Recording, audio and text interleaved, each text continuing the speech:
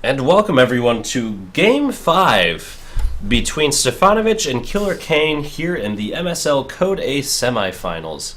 For those of you that don't know, and you're watching these games in order, the reason that this doesn't make sense is because it didn't make sense to me either. The games were accidentally saved in the incorrect order, and I casted Game 4 as if it were Game 5.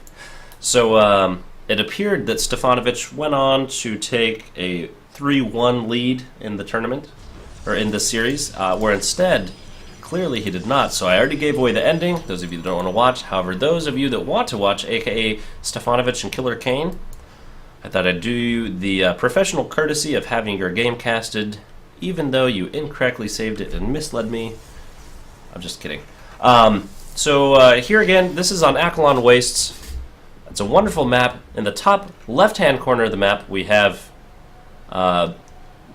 whoa, things are getting so confused. But this is the blue Protoss player, KillerKane, and he is of course fighting against his arch nemesis down here, the orange Protoss player, BYU Stefanovich.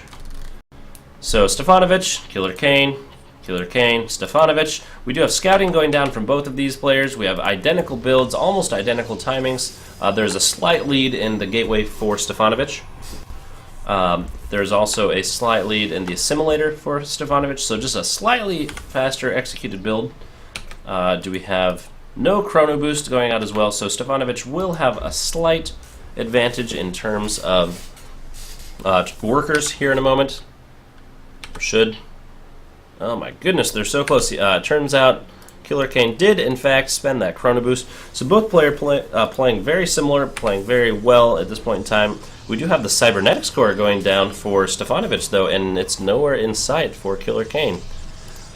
Okay, there it goes. So it's just a little bit behind, so everything just coming out a few seconds faster for Stefanovich.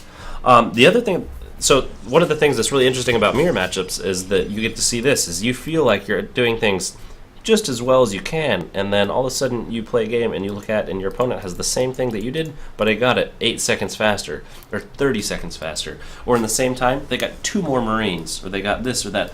Ooh, a misclick here. We have some minerals, some gas, and some nothing, so that was an exciting set of SCVs, really trying to see what they were going to do there. We'd have a Zealot coming out, and Warp Gate started. Excellent job there. We do have Stargate started from Stefanovich, though. So this is a significant deviation. He's now actually down in workers. And we'll see how this one plays out. There's a Stalker and Warpgate coming out from KillerKane. And a whole bunch of... Wow, what is he trying to defend against? Taking a whole bunch of workers off the line. There is a proxy pylon here. This is almost undoubtedly for an Oracle. Oracles are the cool new hotness in PvP and PV everything with early Stargate play. You almost never see early Stargate to have anything other than Oracles. So I think you'll see an Oracle put down almost immediately as soon as he can afford it. And he can afford it and hasn't... Okay. Oh, it's a Void Ray. Oh my goodness. Gonna have to eat my own hat. Which is fine. I don't actually own any hats, so that's fine. So early Void Ray, almost something you never see, and that's because Void Rays, they do great against armored units and buildings, but not so great against workers. And at this point in the game, one of the main things that you'll end up doing is huge amounts of worker harassment. The Void Ray has been changed in Heart of the Swarm, and now it's called a skill ray if you're in the know, and that's because now instead of charging up, you get to choose when to charge up or not. It's a skill that you can use. It lasts 20 seconds, I think, or 8 seconds. It's actually not all that long. Yeah, 20 seconds. Every 60 seconds, you get plus 6 damage versus armored. So what this does is makes Void Rays more effective in battles, but less effective in base races. So back home, we do have KillerKane with this robotics facility and that Immortal coming out, and then 3 gates with this proxy pylon. As soon as that Immortal comes out, this could actually cause a huge problem for Stefanovich, especially depending on where that Void Ray is at any given point in time. There are also 3 gates down, so it's 3 gate Stargate versus 3-gate Robo Bay, so we'll see what happens here. Another Void Ray on the way Not surprised by that at all. Void Rays, not that great in small numbers, but in large numbers are terrifying. As usually, one will not change the tide of a battle the same way that a High Templar with Storm will, or that an Infestor and Fungal Growths. Generally, the ones that make a very large difference in small numbers are generally the spellcasting units or something that has absurd range, I feel like, or some other really distinguishing feature. Also, sentries coming here.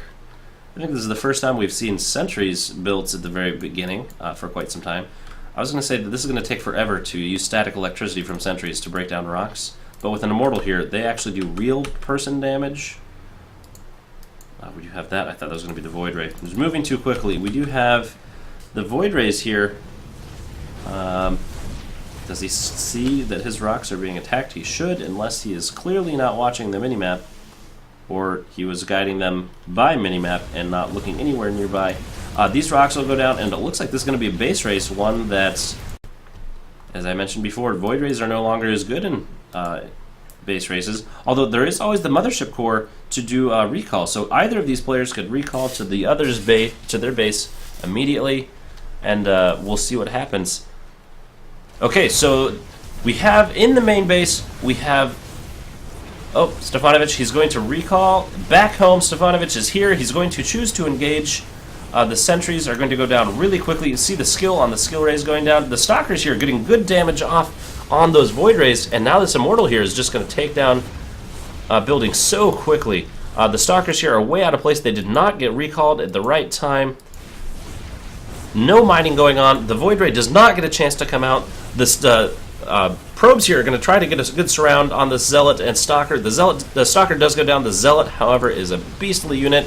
There's 3 zealots there. Now we do have an engagement up here, and the immortal here is going to do a super huge amount of damage as long as the stalkers can't get too close. An excellent, when I say excellent, I mean really unfortunate micro for Stefanovich, somehow not shooting anything important and neglecting the fact that this immortal is here doing huge damage, all the while bemoaning the fact that his recall did not get all those stalkers, because I do believe the game would have gone very differently if those stalkers had in fact been present.